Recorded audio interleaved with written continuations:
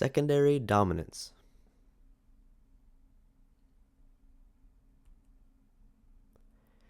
This course has been centered around using diatonicism and how to understand music structure as it pertains to a particular key or tonal center. In this video, we'll be taking our first step into a much larger, more chromatic world that involves notes and chords that are used from outside of the key.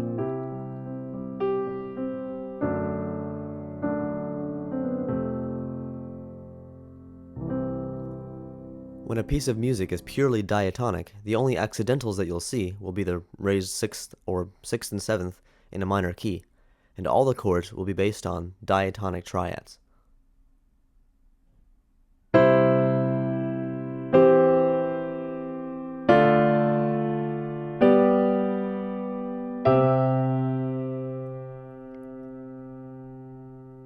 Whenever you involve chromatic harmony, though, by definition, at least one chord tone will show an accidental, and the chord tone will not be based on a diatonic triad. Here the F sharp added to the D chord makes it D major, which does not belong in the key of C. This would make it a chromatic chord.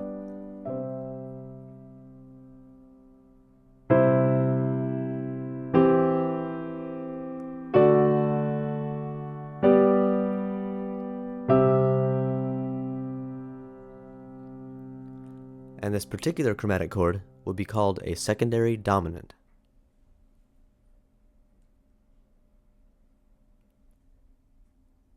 A secondary dominant is the use of a dominant chord, a 5, from outside the key to resolve to a non-tonic diatonic chord. In the previous example, we used a 1 to a 2 to a 5 back to 1, a normal strong progression. But say we wanted to especially emphasize a chord in this progression, like the 5. To do that, we would focus on the previous chord which leads us to the 5.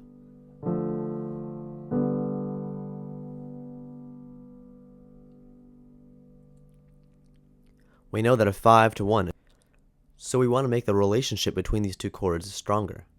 Since we know that a dominant 5 to 1 is our strongest harmonic motion, if we want to emphasize the G, we should ask ourselves, what is the 5, the dominant, in the key of G?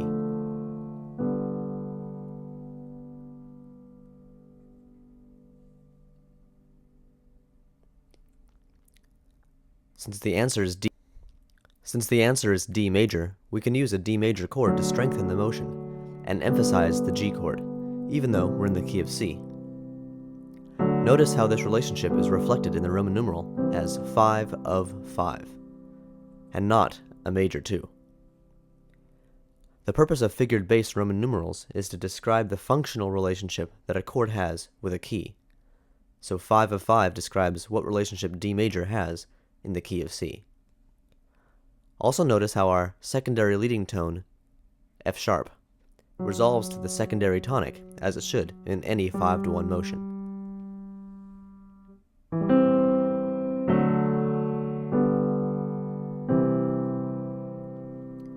Secondary dominants operate just as normal dominants, and so it's common to see them also as dominant 7th chords, with the 7th also resolving down, as it normally would.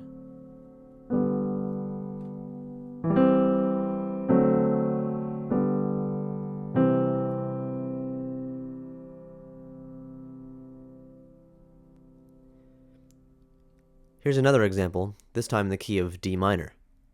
If we want to again emphasize our 5, what is the dominant in the key of A?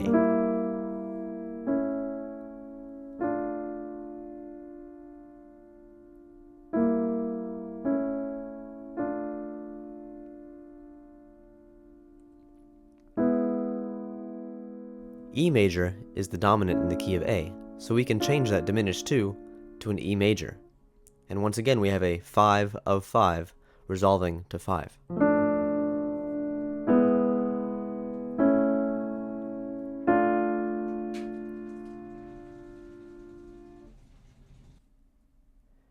While 5 of 5 is the most common use of a secondary dominant, they can be used for any non-tonic diatonic chord. But before we do that, pause the video and take a couple minutes and analyze this simple progression.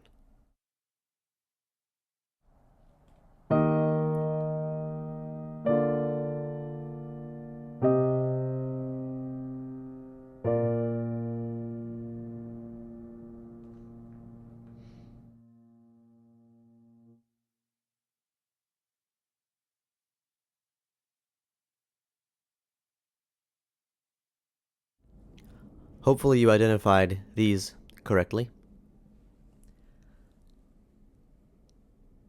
So say we want to make a stronger motion to this minor 6 chord. We could use a secondary dominant. What is the dominant in the key of C minor?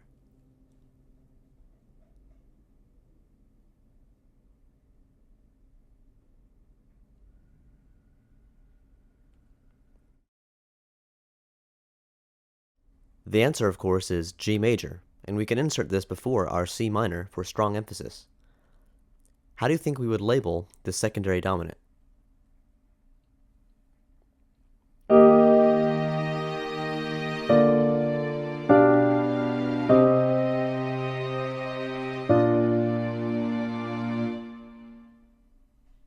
This would be a G7 over B, which would be a 5/7 of 6, resolving to 6, with the secondary leading tone and the 7th resolving correctly.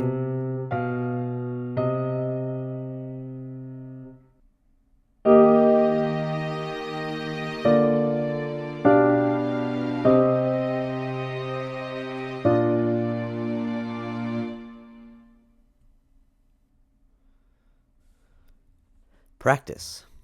Write and resolve the above secondary dominant progressions. Each one should have 2 chords, the secondary dominant and the chord to which it's resolving.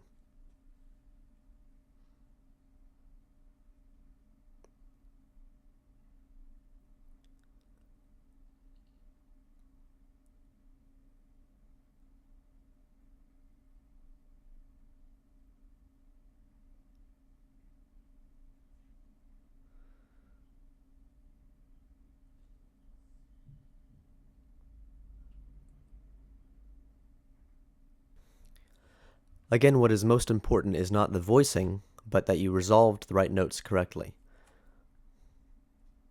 Notice in the first one that the 5/7 of 4 is just a 1 chord made into a dominant 7th, which is still enough to make it a chromatic chord. And in the last one, since the secondary dominant is in the 3rd inversion, the 7th in the bass must resolve down by a step, since it's the 7th of the chord, meaning that the following chord must be in 1st inversion.